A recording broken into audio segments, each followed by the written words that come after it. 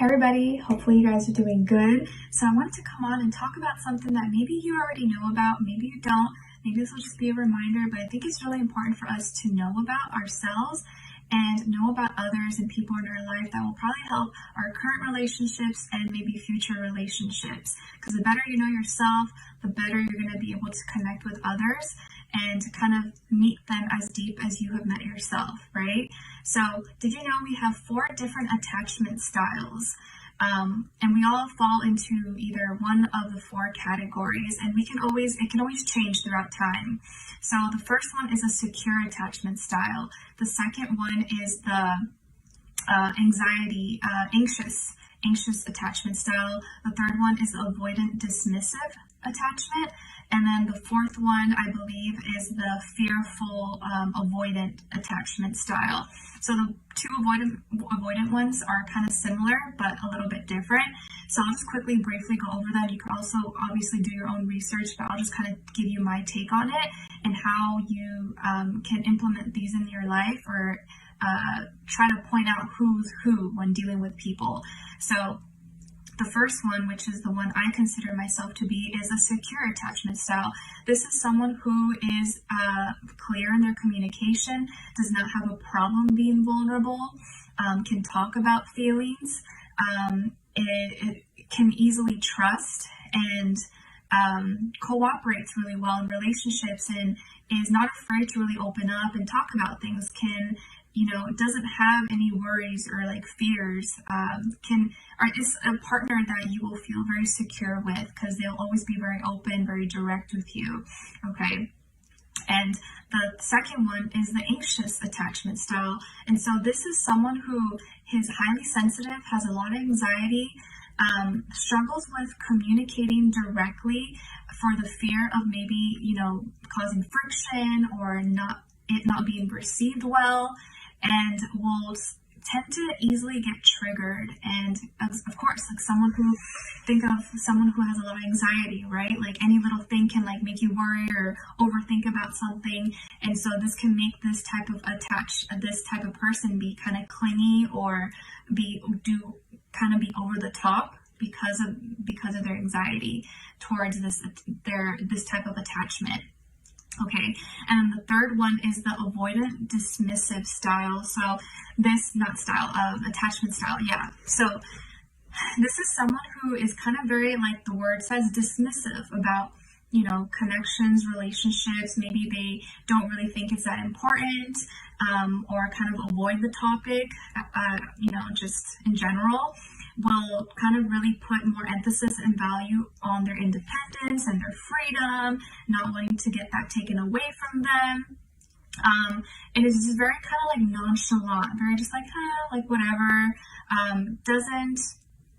will avoid certain topics or certain discussions that push them to go deep or open up emotionally. They avoid that.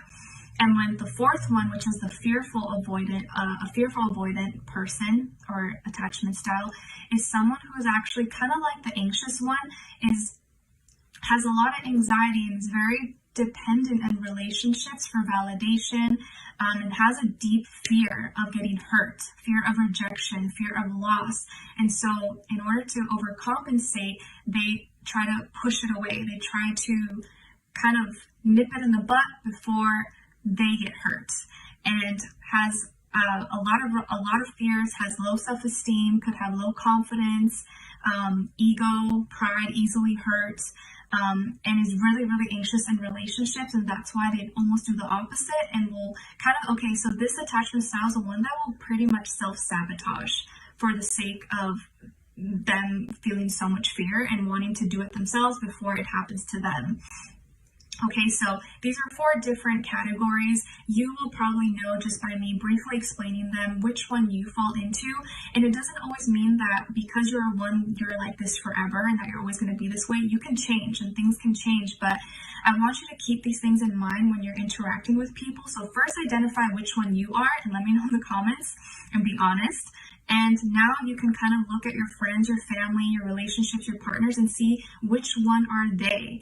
And you can better understand each other. And also when you're talking to new people, knowing their attachment style will really help you see, is this person a good fit in my life? Can they give me the support that I need, that I'm looking for? Because think of, if you're a secure attachment style and you're with an avoidant partner, that's not going to work, because they're going to push you away. They have a fear of getting too close to you. Maybe they're emotionally unavailable, not able to emotionally open up to you, and you are emotional. You have emotional needs, and anyone in the secure, healthy, state needs that. It needs that support.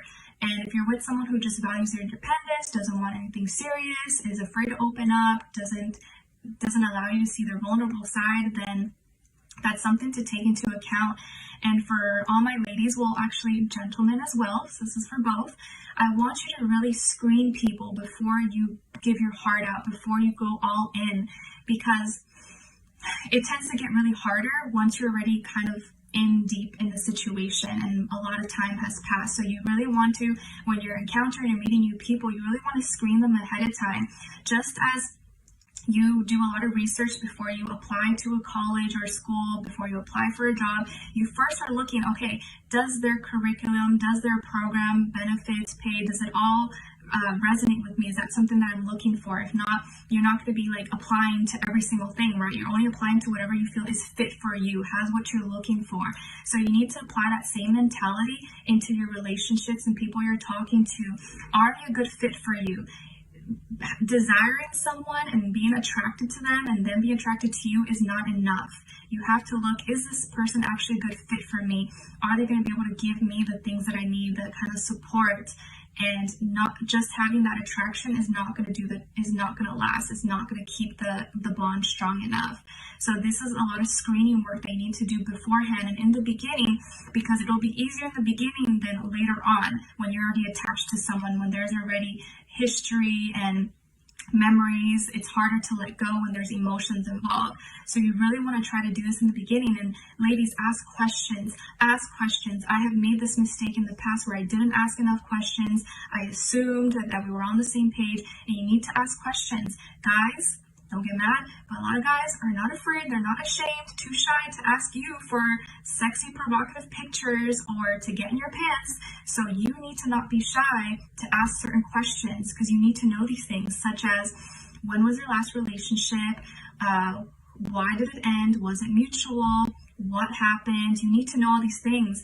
And if this person has recently got out of a relationship or hasn't been in one in over a year, or has only been less than a year, then 9 times out of 10, this person maybe is not emotionally ready, is not available to be in something serious. And you need to know where you guys stand and if you're on the same page. So please, please, please do your screening work, do your homework, ask questions. You want to make sure you're not wasting your time, because guys will waste your time if you let them. I'm sure girls too, but talking to my ladies, they will waste your time if you let them. So you need to do your screening work ahead of time and ask these questions. You figure out which attachment style are they, and if that attachment style is suited for you. I think most of us probably want someone who is secure, who is able to communicate, is not afraid of expressing their feelings and emotions. So if you see that this person's giving you signs that they're not, then from the beginning, it'll be easier for you to cut things off than continue on once your emotions are already involved. Trust me, it'll save you a lot of future heartbreak. Don't make my same mistake. I'm sharing this with you because I know it's going to help you out, and I wish someone would have told this to me, or I wish I would have realized this earlier and sooner. Okay? So this video, I think, was a little bit longer than I hoped, but I hope it finds you well. Please let me know in the comments below what your attachment style is and maybe what kind of people you've dealt with, and maybe this will kind of ring a bell for you guys, okay? So I hope you enjoy this. Thank you so much, and talk to you guys soon. Bye!